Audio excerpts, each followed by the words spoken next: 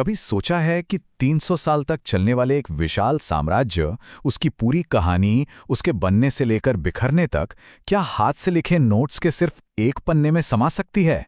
आज हम मुगल साम्राज्य के इसी उतार चढ़ाव भरे सफर को इन नोट्स के जरिए समझने की कोशिश करने वाले हैं। तो देखिए, हमारी पूरी पड़ताल का आधार बस यही एक पन्ना है। इस पर लिखा एक एक शब्द एक कोड की तरह है जो हमें उस दौर की उतार चढ़ाव की कहानी बताएगा। एक ऐसे साम्राज्य की कहानी जिसने भारतीय उपमहाद्वीप का सिर्फ नक्शा ही नहीं बल्कि इतिहास हमेशा के लिए बदल कर रख दिया। तो हमारा ये सफर 4 अहम पड़ावों से गुजरेगा।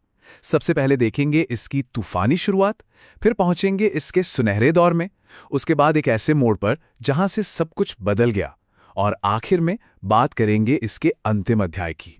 तो चलिए शुरू करते हैं पहले हिस्से से और देखते हैं कि आखिर कैसे लड़ाइयों और संघर्ष के बीच इस ताकतवर राजवंश की नींव रखी गई थी। तो शुरुआत बिल्कुल भी आसान नहीं थी। शुरुआती दशक तो जबरदस्त उथल-पुथल वाले थे। 1526 में साम्राज्य बना तो सही, लेकिन अगले लगभग 30 साल जीत, हार और सत्ता पर अपनी पकड़ बनाए रखने की एक लगातार कोशिश में ही बीत गए। और जैसा कि इन नोट्स में इशारा किया गया है, इस साम्राज्य की नींव ही संघर्ष पर रखी गई थी। इसके संस्थापक बाबर को अपना शासन स्थापित करने के लिए एक के बाद एक कई बड़ी लड़ाइयां लड़नी पड़ी, पानीपत से लेकर खानवा तक। और बाबर के बेटे हुमायूं की कहानी तो और भी ज्यादा नाटकीय है। उनके हाथ से तो लगभग सब कुछ चला ही गया था। सोचिए, पूरे 15 साल एक बादशाह बिना तख्त के निर्वासन में भटकता रहा, तब जाकर कहीं उन्हें अपने पिता की विरासत वापस मिली।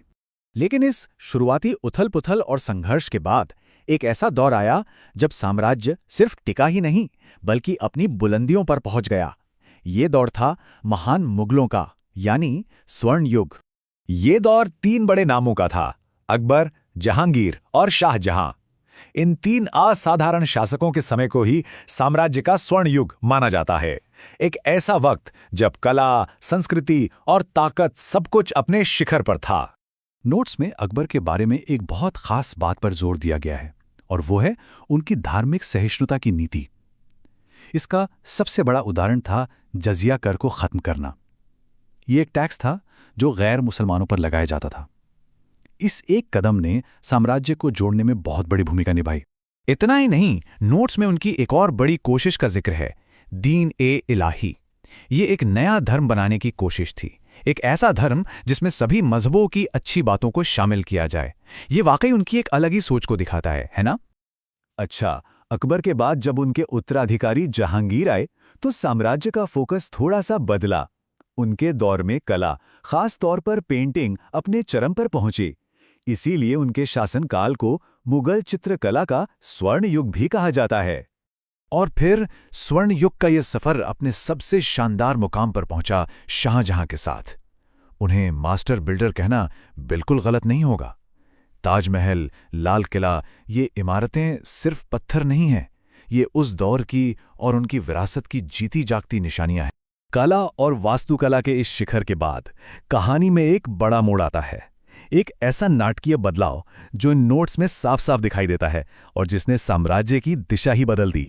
और ये बदलाव कितना बड़ा था, इसका अंदाजा इसी बात से लगाइए, जिस जजिया कर को अकबर ने हटाया था, औरंगजेब ने इसे वापस लगा दिया, यानी अपने परदादा की नीति को पूरी तरह से पलट दिया।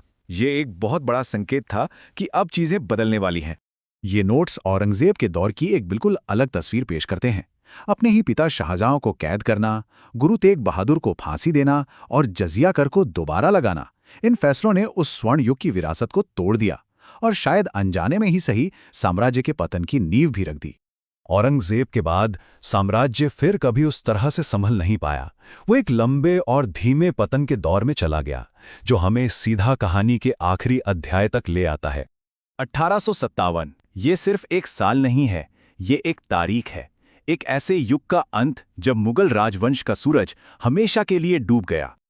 और इन नोट्स में जो आखिरी नाम दर्ज है वो है बहादुर शाह जफर का। वो एक ताकतवर शासक नहीं थे, बल्कि एक विशाल साम्राज्य के अंत का एक दर्दनाक प्रतीक बनकर रह गए।